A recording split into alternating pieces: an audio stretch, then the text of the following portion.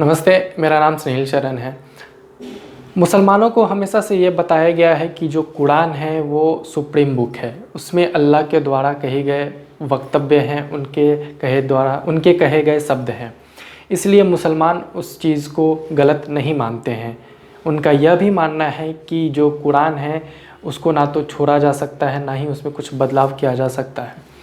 लेकिन इसी बीच यूपी के शिया वक्फ बोर्ड के पूर्व अध्यक्ष वसीम रिजवी ने सुप्रीम कोर्ट में 26 आयतों के खिलाफ पीआईएल दाखिल किया है।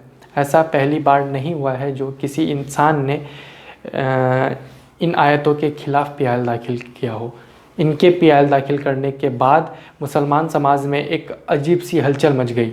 पीआईएल दाखिल करने से पहले वसीम रिजवी ने देश भर के 56 इस्लामिक संगठनों को एक चिट्ठी लिखी थी, जिसमें उन्होंने ये कहा था कि इस 26 आयतों के इंटरप्रिटेशन पे चर्चा होनी चाहिए। एक कमेटी बैठाकर, एक संगठन बनाकर इस पे चर्चा होनी चाहिए। लेकिन उस 56 संगठनों में से किसी भी संगठन ने कोई भी जवाब नहीं दिया। अंत में आकर वसीम रिजवी ने इसके खिलाफ पीआईएल दाखिल किया।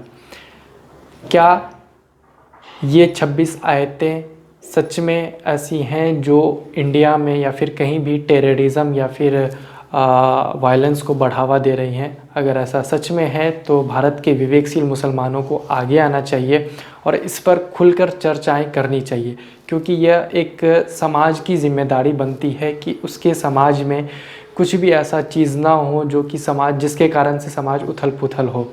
लेकिन वसीम रिजवी पहले इंसान नहीं हैं जो कि इस पीआईएल के इस 26 आयतों के खिलाफ पीआईएल किए हैं। इससे पहले भी इब्न वराक, सलमान रशदुद्दीन, तस्लीमा नसरीन, वफ़ा सुल्तान, हिरसी अली आदि ने भी इसके खिलाफ आवाज़ उठाए हैं, इसके खिलाफ सवाल खड़े किए हैं। लेकिन अगर इसका एक पहलू और भी देखें, जब भी कोई इस तरह का इंसान इन आयतों के खिलाफ बोलता है या फिर इन आयतों पे सवाल खड़ा करता है, तो इसी मुसलमान समाज के कुछ ऐसे भी लोग हैं जो इनके खिलाफ फतवे जारी कर देते हैं या फिर इनके सर कलम करने के लिए कुछ अपना डिसीज़न सुना देते हैं या फिर कुछ इनाम रख देते हैं। ये अपने आप में ही इन चीज़ों पे सवाल खड़ा करती है, कुरान पे सवाल खड़ा करती है। अगर ऐसा नहीं है तो भारत की विवेकशील मुसलमानों को इस पर खुलकर चर्चा करनी चाहिए। नहीं तो ये सारी प्रक्रियाएं कुरान पर और कुरान के जो ये आयतें हैं इन पर अपने आप में सवाल खड़ा करती हैं और इनके दोष को साबित करती हैं।